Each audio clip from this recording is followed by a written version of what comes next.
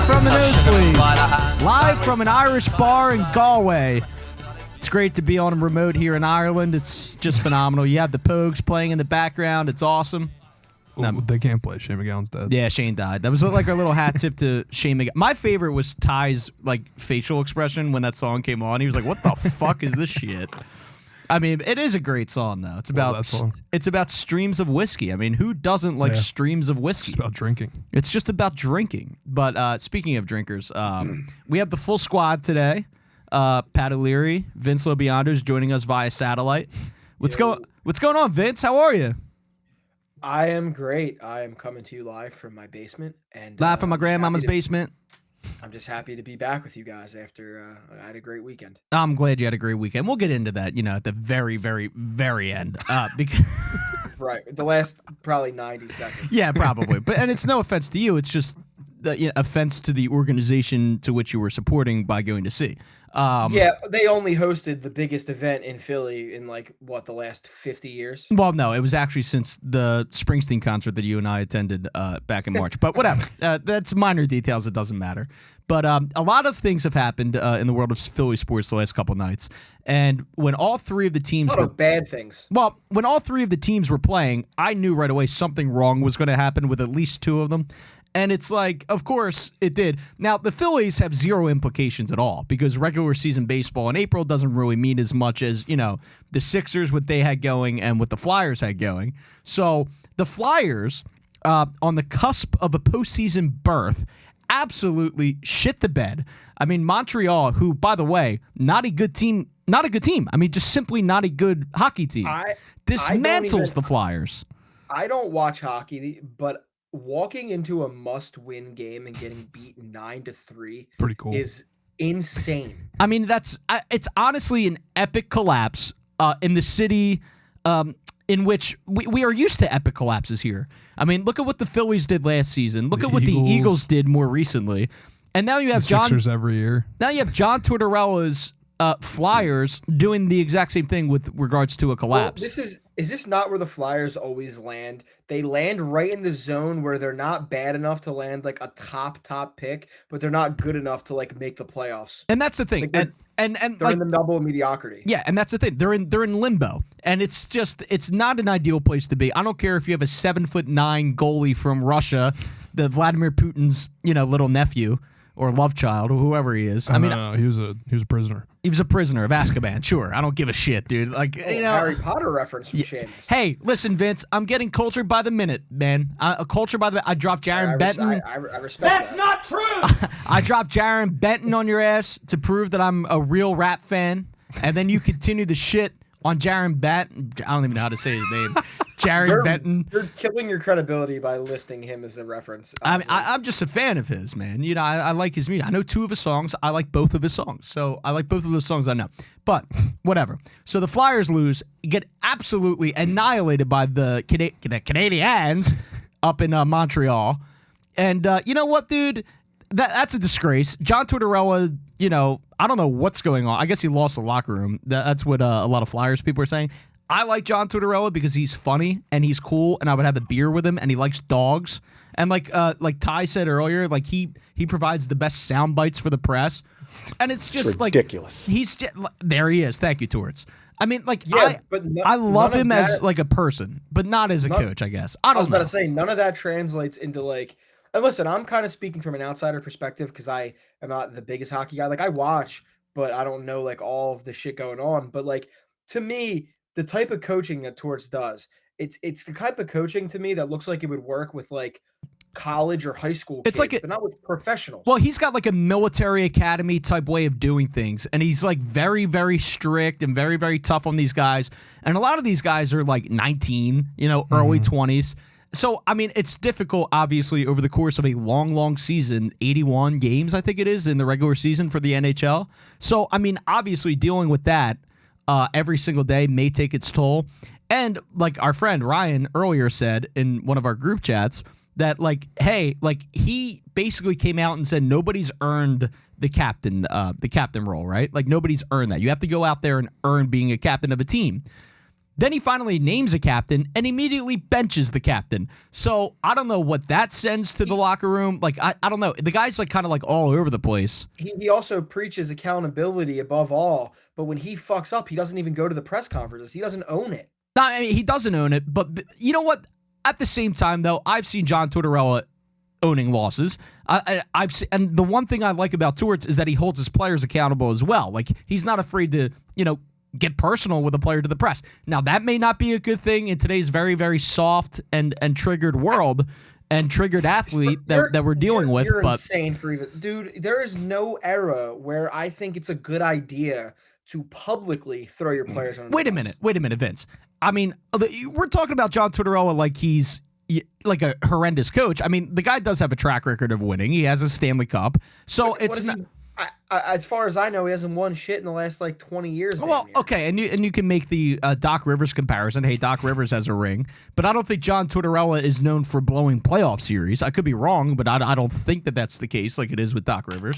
So, like, I don't know. Like, I don't think he's a bad coach. I just think maybe he's not the correct guy for this iteration of the Flyers, where they are in the rebuilding process. That's certainly a good question. Or if he's the correct guy for this point in the rebuild. So I don't know. From what I heard, it's not like people were banging the door down to hire him when he was jobless. It doesn't seem like many teams wanted him. Well, I don't know. I don't know if they did or they didn't. But the other thing too is that he was hired when Chuck Fletcher was still the GM. Yeah, and he and Fletcher apparently did not like each other. But like Danny Briere didn't. It's like the same situation with Doc and Morey. It was like Morey didn't have a say in hiring Doc. Doc was hired before. Yeah, Morey inherited Doc Rivers. Yeah. Unfortunately, it's like inheriting a used like sock that people come in. Sure. I mean, what I was going to say probably would have gotten me in trouble. I'm just full of cum. But honestly, that is more than enough Flyers talk for tonight. I mean, I'm physically exhausted just by talking about them for the 5 minutes that we did. And guess what? Full disclosure, I was going to be on board if they made a nice playoff push because I think that's good for the city. It's good for the city. It's good for the franchise. When all the sports teams are doing well, you see what happens with the Phillies and the Eagles when they're doing well. It's good for the city. And it is a good hockey town when the Flyers are playing well. So, I mean, yes, it sucks that they collapsed. Am I really going to lose much sleep over it? No, because I honestly could care less about the Flyers. I mean, like, big picture. They're not the Eagles. They're not the Sixers. They're certainly not the Phillies to me. So, whatever. I mean, they had a nice playoff push, and I guess that's mathematically over. I don't know if it's mathematically over. I have no fucking clue. But, I mean, if you get demolished by Montreal like that. The Canadiens. The Canadiens. I mean, if you get demolished by that team. I don't know.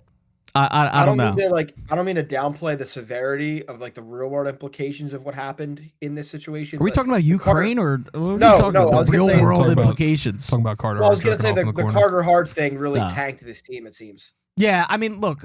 I don't know. I mean, their goaltending is a major issue with that team. So yeah, I mean, I don't even know if I mean like necessarily on the ice. It looks. I feel like you could draw a line in the sand for the Flyers pre that incident and post. I don't think that. You really think that like that affected them like as no, far as. Listen, I'm not saying if I know for a fact that has affected them, but it's very clearly that since then they've played way worse than they were playing before then. I just look maybe, and it's two separate situations, so it's not even worth comparing. But honestly, I don't think the Rays suffered when Wander Franco was randomly, suddenly taken out of the starting lineup like an hour before first pitch. How fucking crazy was that when that all went down? I mean, it was crazy. I mean, the guy, Wander Franco, was in the Rays starting lineup. I believe it was an afternoon game at the Trop. And all of a sudden, these reports about like the text messages, I believe the text messages were what first came out, or there was a report that he was involved with talking to an underage female. And it's like, dude, it was so random and so out of nowhere, and they scratch him from the lineup, and he hasn't played Major League Baseball ever since. It's probably never will. Probably never will, and I hope he never does. But, I mean, talk about a really bad situation. I mean, this guy's a superstar. Carter Hart was no superstar. But I mean, he was like the brightest hope out of pretty much everyone on the Flyers. Very low bar, but yes. Very low bar. But, yeah, it is. And, Vince, you may be making a correct point there that something certainly changed. Wait, what is this Woj bomb, Vince? Are you getting the same? Oh, Drew Holiday has agreed on a 4-year, $135 million extension. Oh, good for them. By the way, use that I was going to say, can we use that to transition into the Sixers? Because I know we're going to spend a lot of time talking about the Phillies, but like, I just wanted to say first. Not as much time as you would think, actually. But yeah, yes, maybe. Let's But, talk about the dude, Sixers. I'm putting it down right now, dude. I am all in. Oh I think it's no, he's back. The sicko I- Vince is back. dude, the last couple weeks, like since Joel, I mean, like Joel just came back earlier this week, but like I'm so happy. watching Joel come back has just made me completely be like, dude, we have a real shot. Not that I'm wishing injury on anybody, but last night Giannis goes down with like a non-contact injury. I think Calf Doc Rivers strain. said it looks like a calf. Out for the rest of the regular season.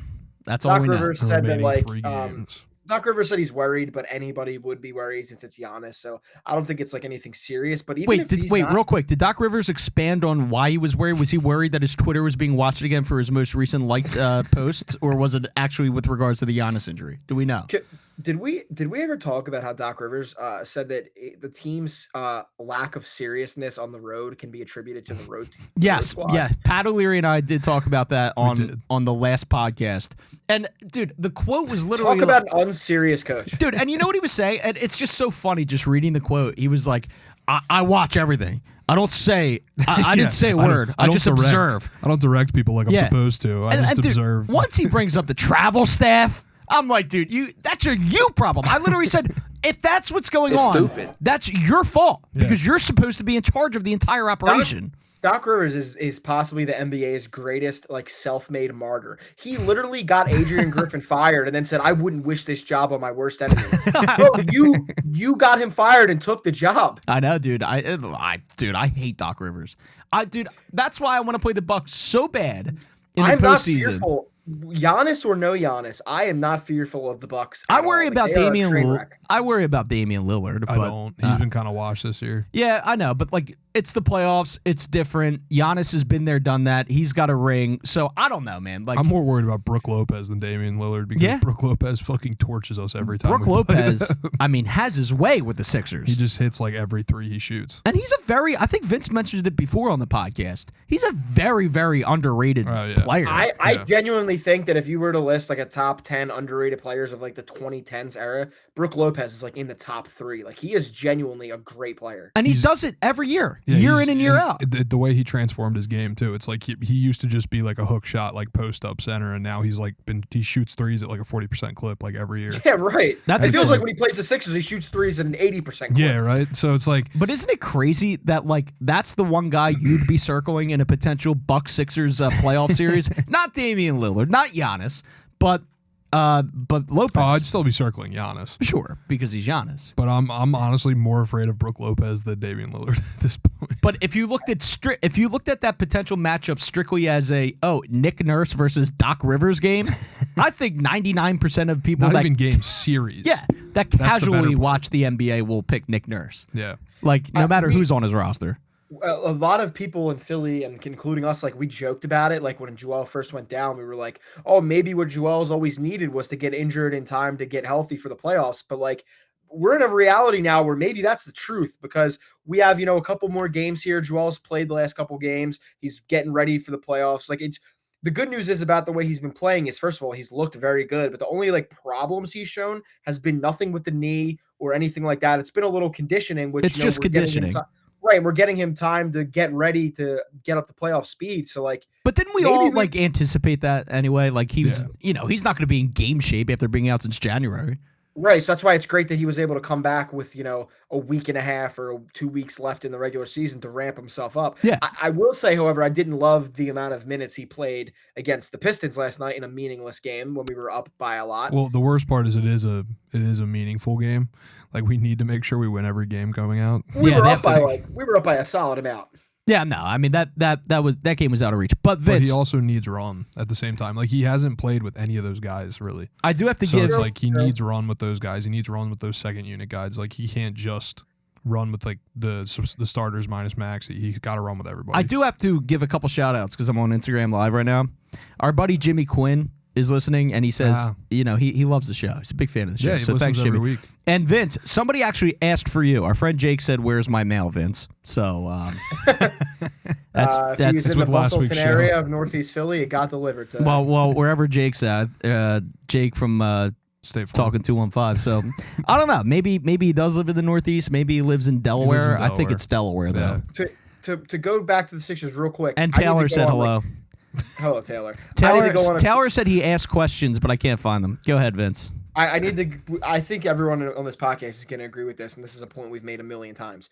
But Nick Nurse in the playoffs, like I am sick and tired of the one thing with Nick Nurse I'm sick and tired of. Why is Tobias Harris seemingly the only player on this team whose minutes are written in stone? Like they're guaranteed seemingly. If he's healthy, if he's there, he's going to get his minutes no matter how bad he's playing. I don't understand it. And when the playoffs come around, I swear to Christ, if this dude is shit in the bed left and right, like he probably is going to, and still getting all of these minutes, I'm going to be furious. Well, dude, Vince, here's the thing. The reason why he's getting these minutes is because I think he's on a max contract, and I think they're still paying Seamus, him. At this point, he's in the last year of this contract. You're not trading him. He's going to leave at the end of the year. But that's the thing. They the could only have solved thing that you have. Genius Daryl Morey could have solved this problem, and by the way, genius in air quotes. He could have solved this problem by trading him. You cannot tell me that there's not one goddamn The NBA Pistons team didn't even want him. I don't believe that for a second. didn't I don't. But Seamus, you guys are such Seamus. bootlickers for these fucking GMs. I'm not. It's sickening. The guy has one Seamus. job, and that's to make roster moves. And the ultimate roster move that the entire city was united on was getting rid of Tyrese Maxey. Yeah, right. Getting rid of Tobias Harris, and that he's just fucking terrible. A player being on your roster doesn't mean you have to play him 30 minutes a game. Okay, I get that, but the problem could have been solved by trading him at the deadline. Could it not have been? But I absolutely. Okay, if someone so wanted he's him, here. yes. So he's gonna play, dude. He's gonna play. He's all right? here and he's bad. I know he's bad, but what are you So gonna do? why are you playing him? Well, Buddy Hield was fucking horrendous before the other night too. So I mean, like, dude, they both get a lot of minutes. So that's all I'm saying is like, I don't know. I mean, I don't think Tobias Harris is going to win or lose us a series. I think Joel Embiid, bottom line, has to be on his game, and Tyrese Maxey has to be as well, and they will win playoff series. Literally, the team looks better when he is not playing. I 100% agree. Flat out. But I don't. So, like, I don't think him playing X amount of minutes is going to cost the team a playoff series. And if it does, that means Joel Embiid didn't show up. The other thing, too, though, is you have to remember we don't have Doc anymore. We have Nick Nurse, who's actually going to make adjustments. So, like, I feel like if he sees in especially in the playoffs. Like, yeah, I feel like if he sees in a playoff game that Toby's not getting it done, he's already benched him a couple times in the fourth quarter just to, like, get wins. Right. But I don't think, like, So it's Tobias like Harris being on the floor is equivalent to, like, Andre Drummond being on the floor with regards to, like, playoff minutes. I think that, you know, he can make things happen when he's on a good run. He's on a good run. It's been sparingly this season, but I keep in mind last postseason Tobias Harris did well for a little bit. So I don't know. I mean, maybe when the playoffs come, he kicks it up a gear. I don't fucking know. I don't know how many times I'm going to be able to watch. I don't know how many times I'm going to be able to watch Tobias Harris stall out an offensive possession by just dribbling mindlessly in the post for 20 seconds. That's what I did either getting it stolen or bricking it. When I used to do like intramural basketball. Like for St. Margaret's, I used to just dribble and like walk like outside of the gym because I didn't know what I was doing. It was embarrassing. My mom was like, "You got to play basketball." I was like, "No, I'm short and I'm fat. Why would I play basketball? If I was tall and fat, plenty of examples of good basketball players that were tall and fat. But you know, I had to be short and fat." Yeah, like Shaq, like Luka, like Nikola Jokic. Like I can name Joel Embiid for a little while. Yeah, James Harden. I mean, always. Zach Edey. Let's be honest. The fat suit just made Harden look more fat. He was always kind of fat. I mean, get the fuck out of here. That guy is a chubby motherfucker. But anyway, Sixers. Yeah, I'm very excited about it. I'm also in on the Sixers. Because of Joel Embiid. I'm ready to be hurt again, man. I'm ready to be hurt. I mean, what happens when he gets hurt in a play-in? But here's the thing. As far as expectations go for the 76ers, you have your superstar, the reigning MVP, coming back from a months-long injury, a major injury, and surgery. So I don't think, if you're a rational sports fan, a second-round exit should be as disappointing as it was in years past. I'm serious right now. He just came back. I'm being dead serious. If the Sixers are a second-round exit, I know, that's why it's funny, and they play a good competitive series, then I don't think that I can rationally and justifiably be mad at them. But if Right? the reason why they lose is like unrelated to Joel's like health, But it then won't be unrelated to Joel's health. Either way, it's going to have to do with Joel's health, whether they win how or do they you know lose. that? Because What if Toby misses like a because game-winning Vince, layup? can you let me explain myself? If they win, So- it'll be because Joel Embiid is healthy and fully recovered and in game shape. If they lose, it will most likely be because he's not physically ready and he's not himself. I mean, that's the bottom line. I'm on the train that they're back and everything, so I don't want to sound negative, but you're acting as though we haven't seen a healthy Joel Embiid play bad in the playoffs. I totally understand it, but it's very different scenarios, Vince. It's But very different. I'm saying if the Sixers lose and it's a result of like Joel's body can't keep up and he plays bad because of that, then I won't be as upset as Of course, if like and that's what I'm saying. I'll be upset though if we go out like we went out in the last 2 games of that Celtics series. Well, that had nothing to do with his health. That was just him playing bad. If Embiid just quits and just has the bad body language and the mope, I want a smoothie from, wherever fast food restaurant it is that he likes to go to. Let's say Smoothie King. I don't know. But he wants like a Big Mac or something, and he's, in game 7 of game 7 of the second round of the playoffs, then yeah, obviously that's Joel Embiid being Joel Embiid in the playoffs again.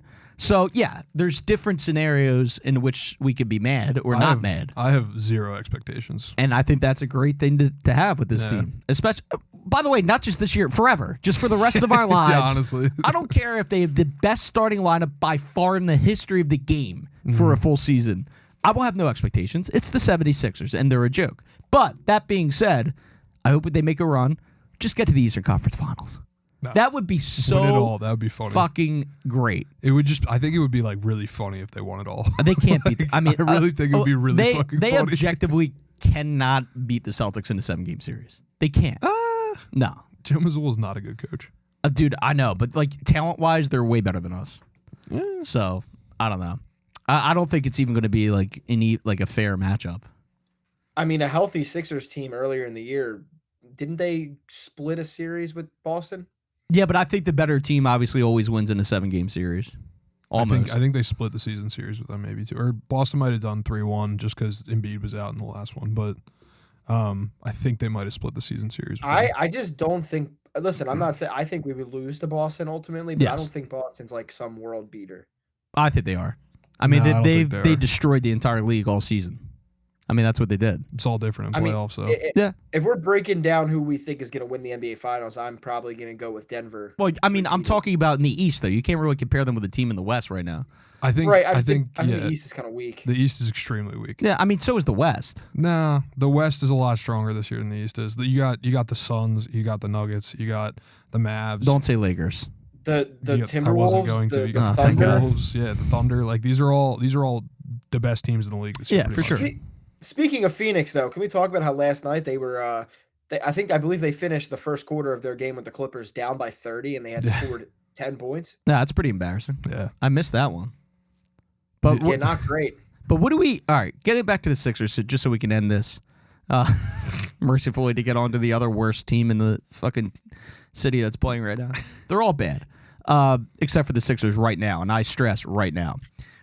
So.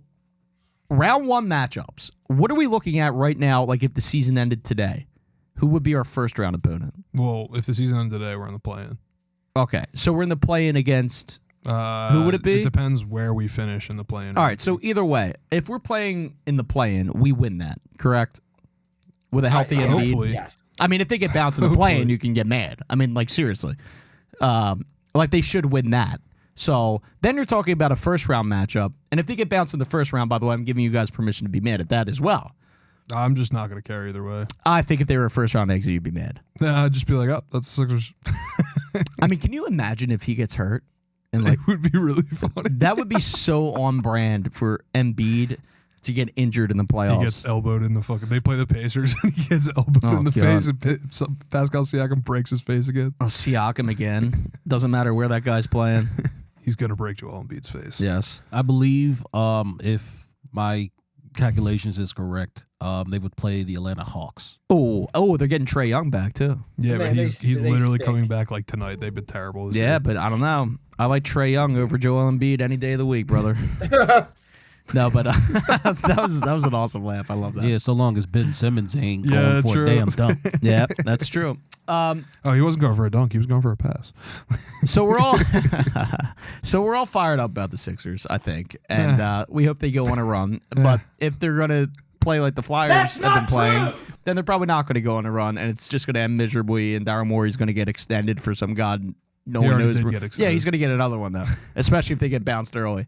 And then all sorts of weird shit's going to happen in the offseason. Paul George is going to be a Sixer. That's not going to work. The whole thing. You know his eyes are dead I'm excited set. for that. His eyes are dead set on Paul George, and it's just not going to work. But Give me Paul George, man. why? Paul George is a very good player. He's a very good player, but it's not going to work here, dude. He's also like Why not? 35. I don't know, dude. He's old. It's just not going to Yeah, work. dude. He's I going to don't have a give problem with Embiid. Embiid's going to. Paul George being old doesn't matter to me because if he can come here and win a championship, I don't give a fuck about anything else. Oh, by the way, I will say this. Last year is the last shot, in my opinion. That's your last chance. If it doesn't work with Paul Last George. year? Or No, next year. I'm sorry. Oh, okay. Next I was year. Like, so wait, they have no chance anymore. Next year this is going to be the most important summer of Daryl Morey's Sixers tenure. I don't know what the fuck he's going to do. It's going to be Paul George. We know that. But as far as everything else, if it doesn't work with Paul George, then it's Sign over. Kelly Oubre to the max. Embiid's going to get traded. He's going to ask for a trade if it doesn't work next year. I just know that's what's going to happen, and it's going to suck if and when that day comes. So. My favorite thing the other day was Paul George being asked at a press conference after a game, how do you get James Harden more involved in the offense? And he was like, I don't know. I'm not a coach. Yeah, so I mean, I don't necessarily great vibes coming from that place right now. Yeah, great vibes coming from that player too. Do you really want that here? But whatever.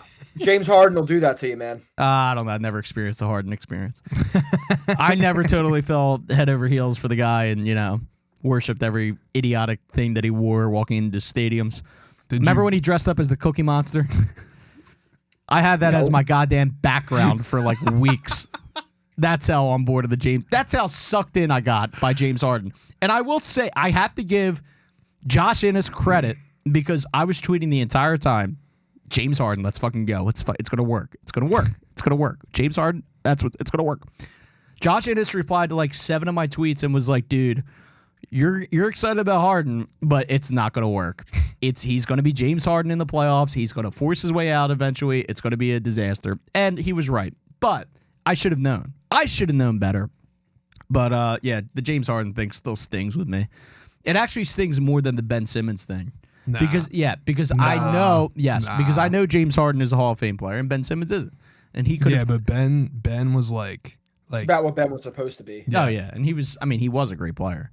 But what he could have been. Yeah. He was the next LeBron, man, the next LeBron.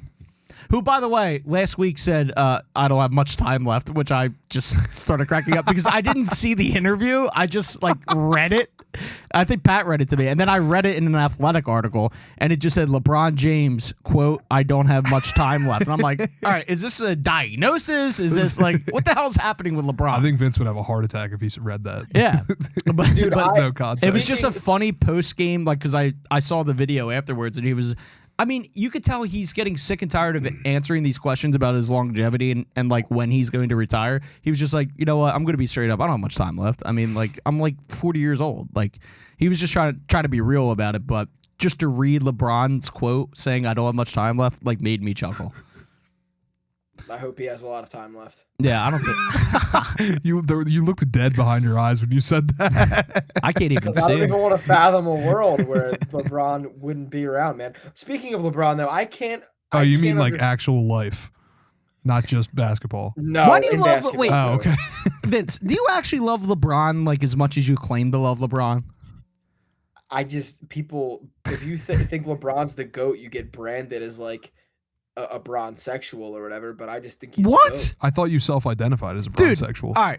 So if you get branded as a bronsexual, right, because you say he's the GOAT, and obviously Michael Jordan's not the GOAT, what do people call the Michael Jordan sexuals? Jordan sexuals? Is that a thing? I don't know. Dude, I'm asking Vince because he's victim. He's a victim here because he likes I don't LeBron. know.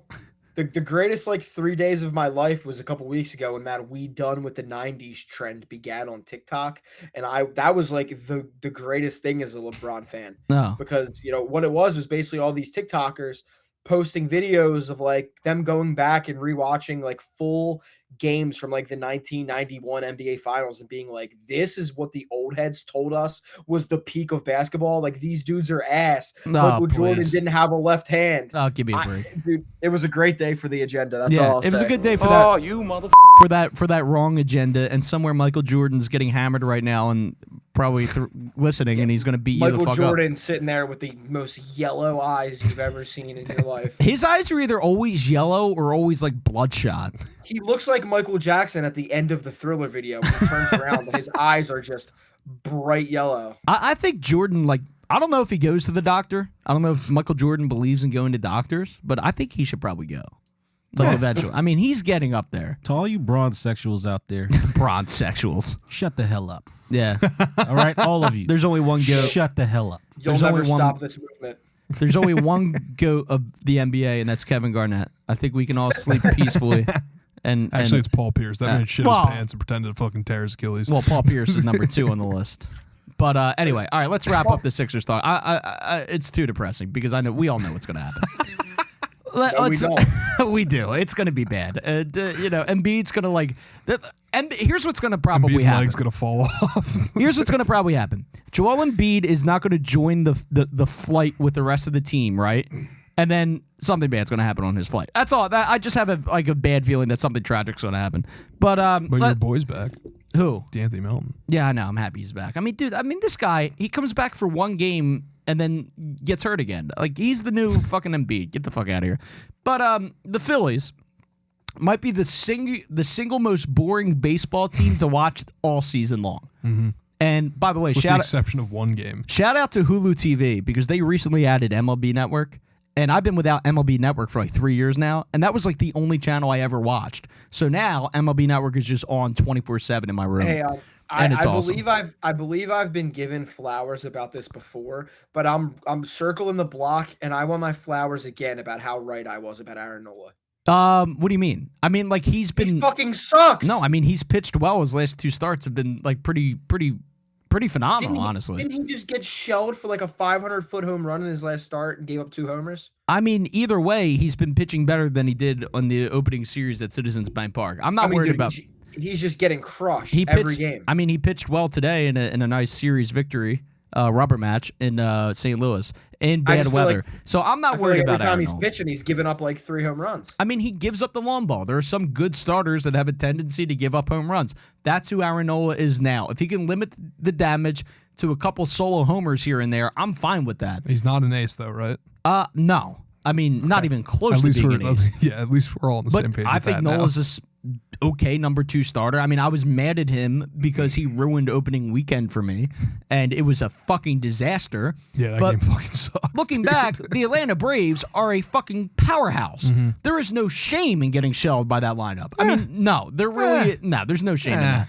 Looking back, I mean, these Braves are. There's no shame in that, but there's shame in the fact that these fucking dudes do the same thing at the start of every season. And I know They I just said, and Vince, no, they just bury themselves. I agree. And I'm not, they are in a better spot right now than they were this time last year, by the way. But because they got fucking destroyed by the Rangers in that first series, but they ended up winning the goddamn World Series. So, that notwithstanding. Well, how were we ranked the number 1 bullpen going into this season? Because I think on paper, the Phillies have a deep bullpen. I mean, do. But hold on. The bullpen sucked last year.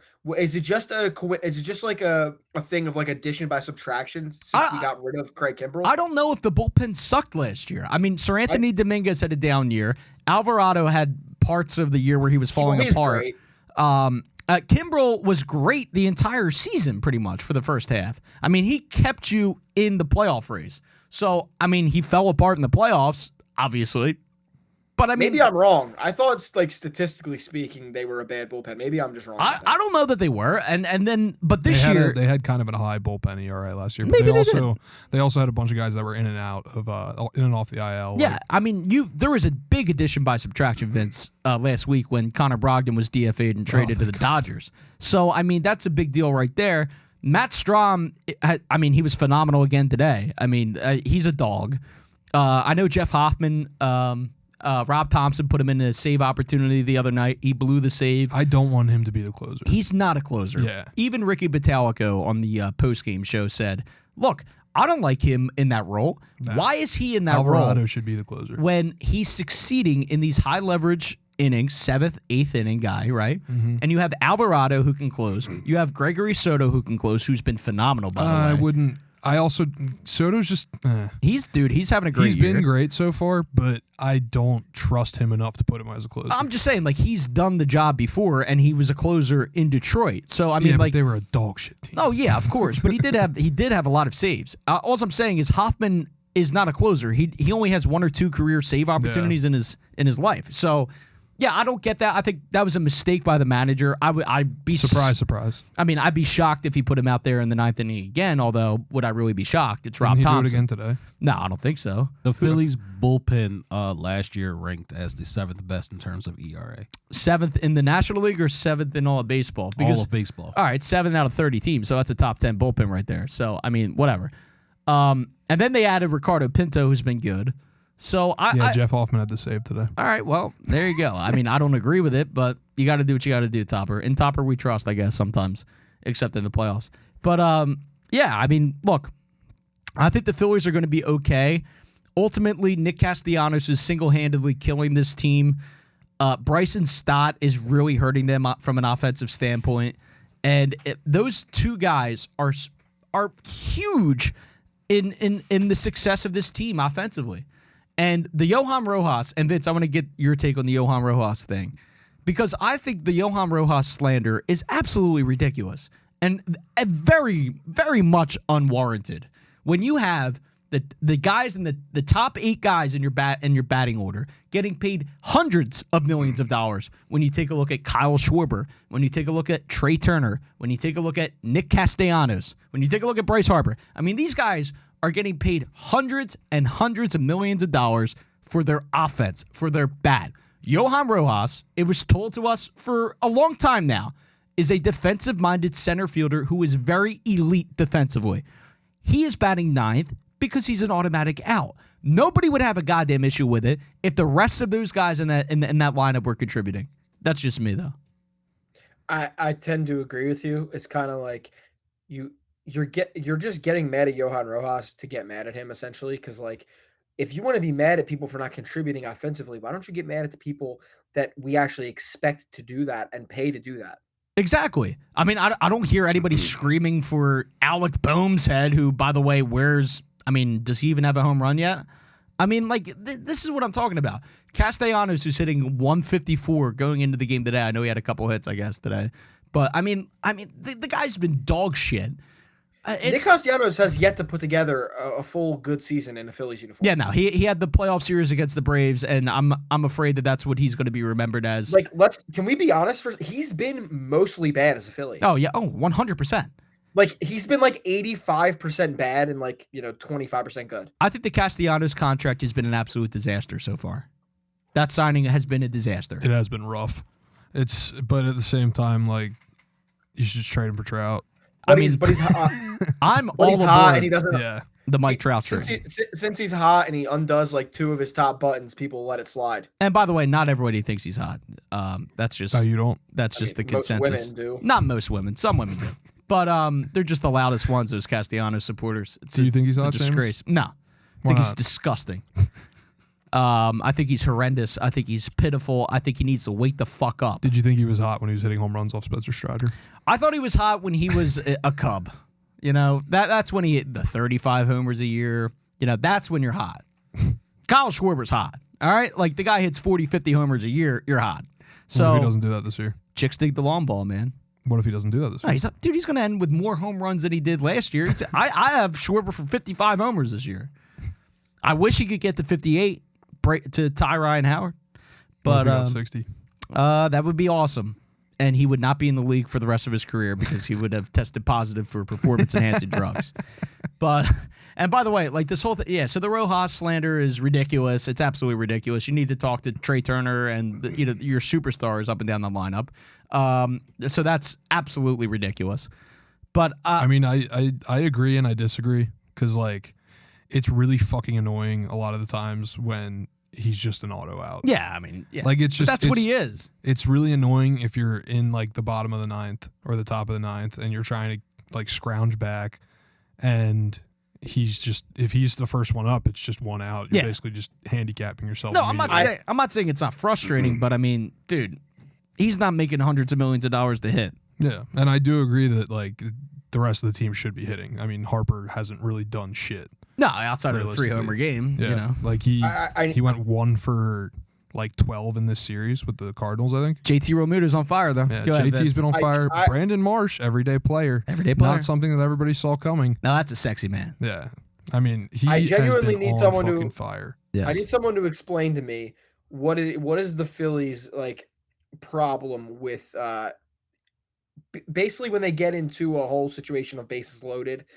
What happens? Why do they have a meltdown? Because I think a lot of it's mental, and I think they're just not clutch. Well, Yeah, for the past couple seasons, it's been like that. Yeah, they just Yeah, can't handle Like, that's a fucking pressure. problem. Yeah, It's it's a major problem. It's a systemic problem. They need but- to get a couple beers in them before every at bat. yeah, I think they need to pull. They need to have a weekend with John Kruk. Yeah, he That's just what they needs to need. fucking like raise the shit out of them. Yeah, and they just got to go to Craig's and get hammered and then go to the stadium, just like Lenny Dykstra used to do back in the day. But except don't be Lenny Dykstra because he was a cheater and he was a loser and he's a weirdo. But but then the other narrative that bothered me. So it's the Johan Rojas sucks narrative, and then there's the Phillies should have never traded Rhys or let Rhys Hoskins walk narrative, which is ridiculous. Did we really want to talk about Tobias Harris? I mean, do we really want to experience the Rhys Hoskins effect again? He would not have made one singular difference in this lineup. And by the way, even if Rhys Hoskins was hitting a home run now and then, they'd be in the same place. So no, I don't think they're missing his bat at all. I mean, like he's off to a decent start in Milwaukee, but we all know how Rhys Hoskins is. He's a very streaky player, and we would fucking hate him the first cold streak he goes on, and we would be saying, why did we bring him back? So. That's another bullshit argument. Oh, we should have brought for the vibes, bro. Yeah, for the vibes. Mr. Philly, number one Phillies boy. Yeah, okay. Darren Dalton is rolling in his grave when he sees a guy like Rhys Hoskins being called the number one Phillies boy. Get the fuck out of here. He's not missed. And everyone who says, "Oh yeah, you could take Rhys out of Philly, but you can't take the Phillies out of Rhys," when he like literally started a fight because he slid late into Jeff McNeil. Like, dude, I think Rhys Hoskins looked like an asshole in that situation. I was on team Jeff McNeil in that instance. Counterpoint. Fuck It's the funny Mets. to me too. Yeah, I mean, fuck the Mets, but at the same time, that was a very late slide by Hoskins, and he's Yeah, I know, but I'm not gonna act like I didn't like kind of love it when Chase Utley very clearly did that same thing. Oh, I didn't like that at all. That was dirty. No, I love that. Dude, he broke Ruben Tejada's legs. Good. And he never played again, I don't him. think. Yeah, but So, I mean, fuck the Mets. Chase Utley, and this is not popular to say at all as a Phillies fan, but he was a dirty player. I mean, there's no doubt about it. He was a dirty player. But he was great. But yeah, the Rhys Hoskins thing is stupid. It would not have made a difference. I think ultimately the Phillies are going to be fine.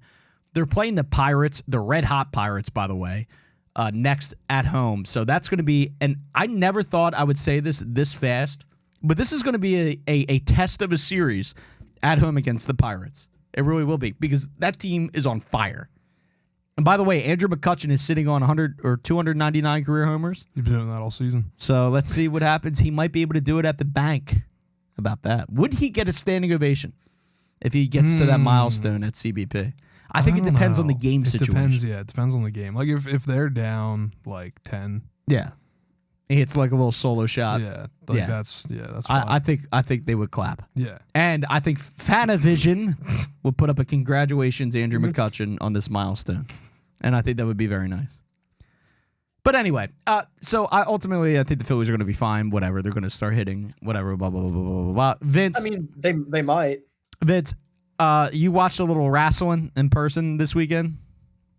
Dude, WrestleMania 40. I went on Sunday. It was like besides like the Eagles winning the Super Bowl was like the best day of my life. I It mean, was you fucking did sick. really. I mean, like the best day of your life.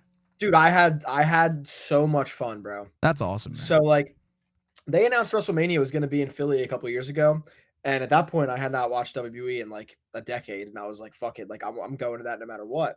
Just so kind of lined up that over the last year and a half, I've gotten back into watching it, and I'm invested. So I went, and yeah, my boy Cody Rhodes finished the story, dethroned Roman Reigns, the tribal chief. So WrestleMania, It's about damn time. WrestleMania, Fuck yes. if I'm not mistaken, is like sort of the beginning of the new year for The them. way- Like I don't If know. you look at WWE, if you look at WWE as a TV show, the best way to describe it is that WrestleMania is the season finale. Oh, okay, all right, and a bunch of wacky Like, shit all always of the- happens. All of the storylines for the year are building up to WrestleMania. All right, that's cool.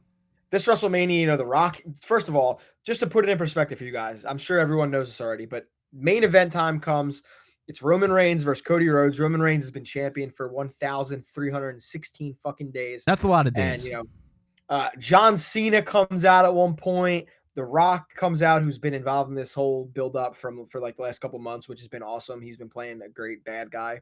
And then The Undertaker comes out. Ooh. And yeah, that was very unexpected. I even know who literally that shit my guy pants. is. Exactly.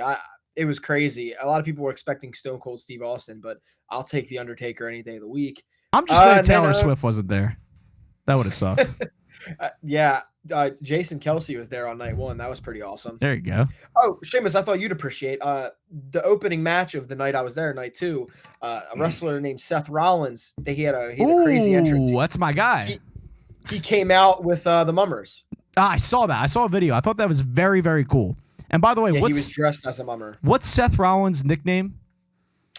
He's just Seth freaking Rollins. Oh, okay. All right. I thought he had a different nickname. Never mind. S-roll. It's not the greatest nickname or anything. Yeah, but I thought no, he was going to came have out some with the- badass nickname that like a lot of them do. But that's cool that he came out came with the out- mummers. Yeah, I thought that was sick. It was like a lot of fucking mummers too. There was like 70 of them. But Too many of them. Foggy overall, Foggy call. at the end of the night, Cody Rhodes ended the 1,300-day reign, and I celebrated like a child. Listen, I used to be like, when I first got back into this, I was a little self-conscious. I was like, are people gonna think it's weird? Yes. But then you can say whatever you want. But then I went to WrestleMania and I saw that 2 nights in a row, almost 75,000 people were there both nights. And I was like, you know what, dude?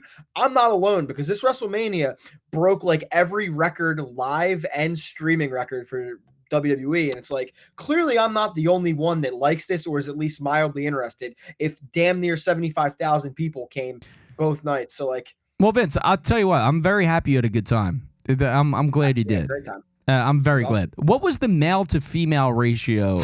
No, I'm genuinely curious because I don't know anything about it. Like, I don't know like what the main target audience is. I assume it's older men, but like, what was the male to female ratio? Well, wrestling is kind of cool because it has so many different like there's people like me that are like, just regular dudes that like it, but then there's also like there was a lot of guys there like with their sons. Like that was kind of cool to see like dudes bonding with their kids. Yeah, that's awesome.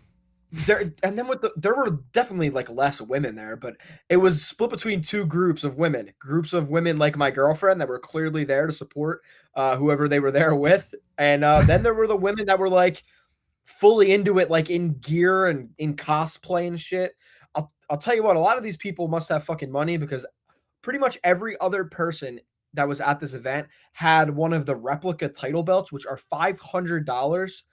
And it's like, I was seeing people at the store like buying multiple at a time. I was like, you people are just casually dropping $1,000 right now. That's crazy. Yeah, I heard the merchandise there was kind of crazy. Like the pro shop was all I heard that there was some like Eagles related WrestleMania memorabilia.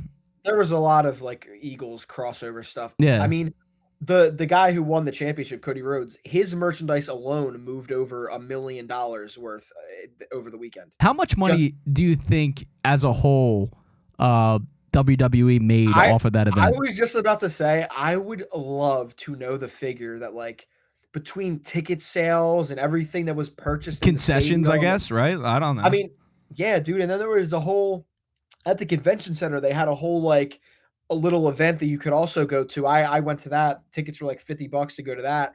And there were like little things you could. It's kind of like kind of like a Comic-Con type thing. If you people know what that is. WrestleCon. Yeah, I know what it is. Yeah, kind of like that. So I went dude, to BruceCon a couple times. I can't even fathom how much money must have been made this weekend. And this is exactly why cities fight to get WrestleMania there, because I mean, the woman Stephanie McMahon, who's one of the people in charge of WWE, she came out and she said over the weekend, all 50 states were represented and like 65 countries. Wow. Like people flew from all over the world. That's why a lot of people were like in the wrestling community. I know that's the nerdiest statement I've ever said, but a lot of people in the wrestling community like didn't love the inclusion of Jason Kelsey and Lane Johnson because they were like, you're catering to Philly, but most of this crowd probably is not from Philly. Yeah, that's a bullshit argument. It is.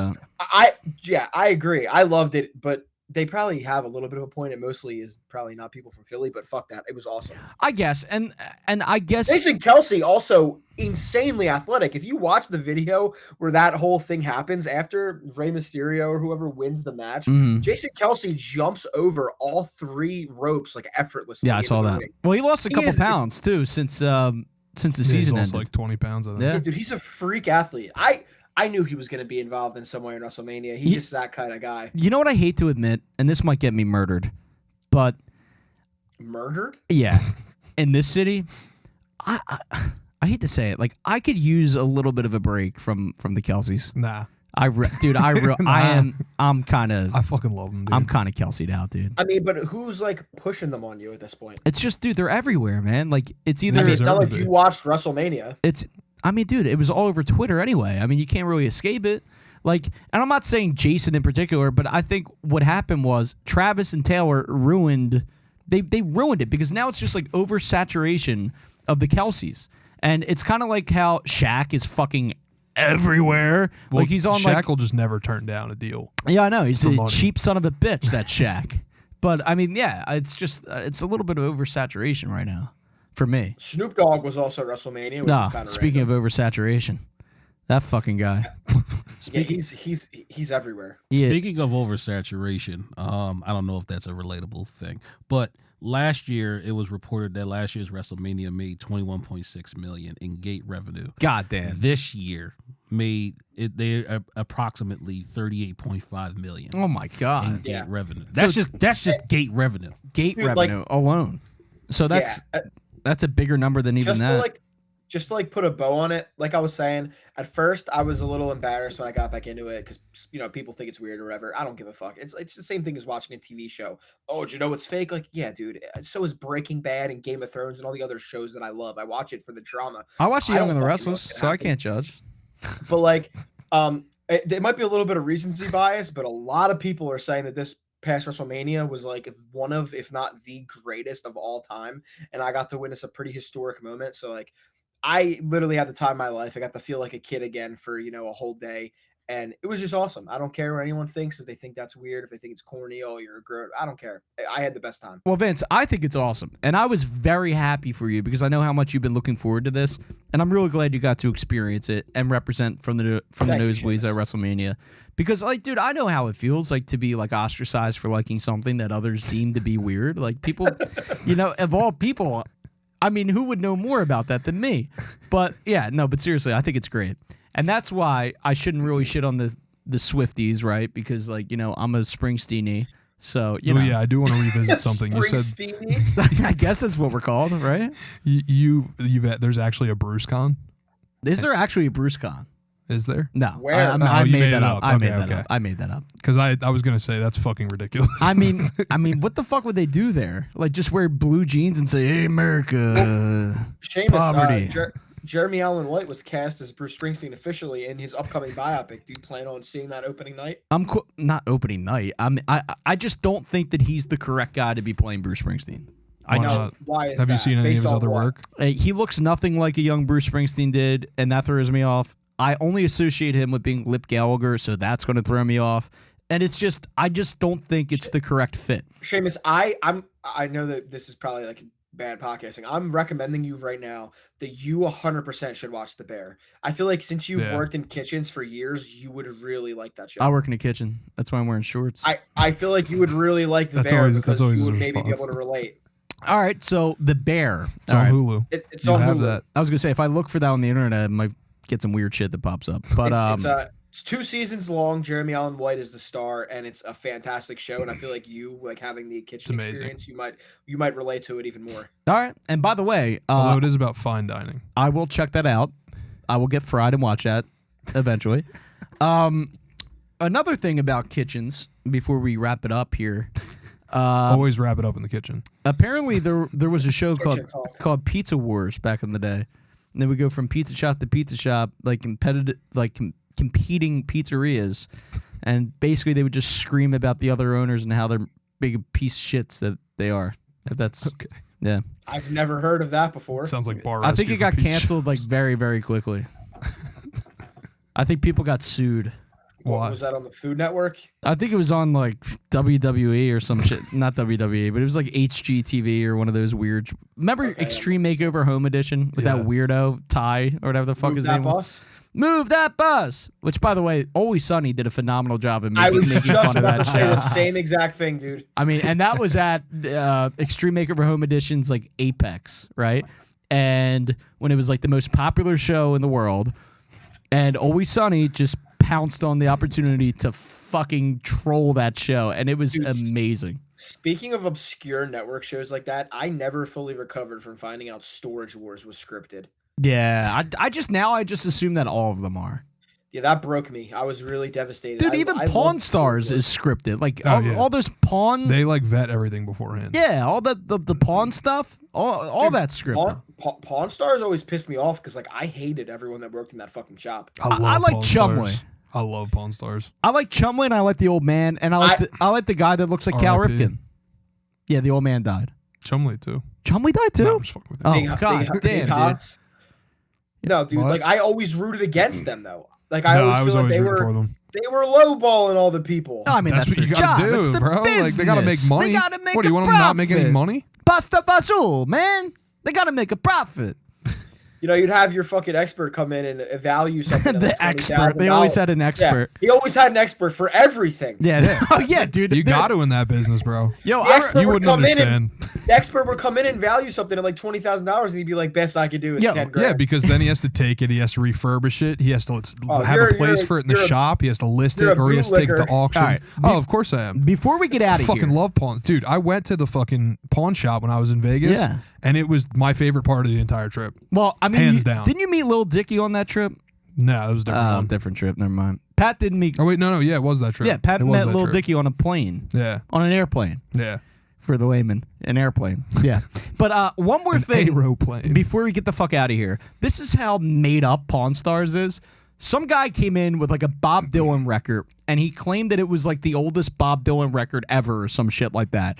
So Chumley is a big Bob Dylan fan, and he's like, "Oh my god, I like this record. It's pretty cool." So like he talks about the record and all this. And then like the last scene of this fucking show, this episode, is Chumley walking around. He's like, "Hey, Bob Dylan's got a concert in town tonight." And they show like an arena, and all of a sudden Bob fucking Dylan walks by and is like, "Hey, how are you?" And Chumley's like, "Hey, Mr. Dylan, it's crazy that like you're here and I'm seeing you now. I'm talking to you. Like I just sold this, like I just Totally bought unplanned. I just bought this record and it's yours. Can you sign it?" "Yeah, sure, kid.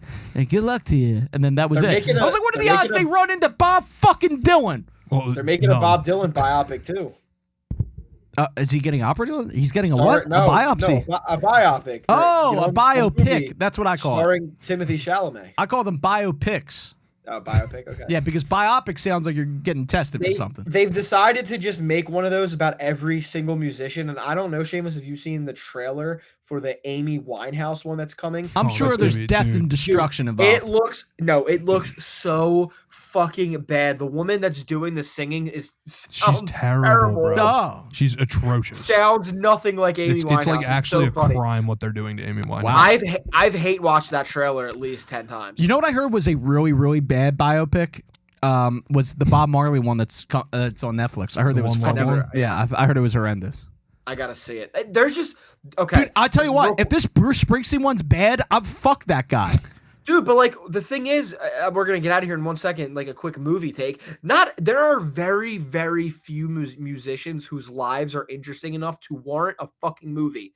And I'm sorry, but I highly doubt that Bob Dylan, maybe Amy Winehouse, or Bruce Springsteen need a movie about them. No, they don't. But also, I mean, Bruce Springsteen's one of the greatest rock and roll stars ever. So, But like, I don't know. Yeah, These he didn't fucking do drugs. studios- I'm sure he didn't say shit about Freddie Mercury. I mean, No, Jesus that Christ. movie stunk. That movie stunk. I All love right, that good. movie. What about the Elton John one? That couldn't have been good either. It was. I didn't watch that. All right. Well, for Vince Lobiondo, Pat O'Leary, Ty, the greatest producer in the land, I'm Seamus Doyle. We'll see you at 11. Sing us out, Shea McGowan. Peace. But I laid there on my back because I'm going. I am going.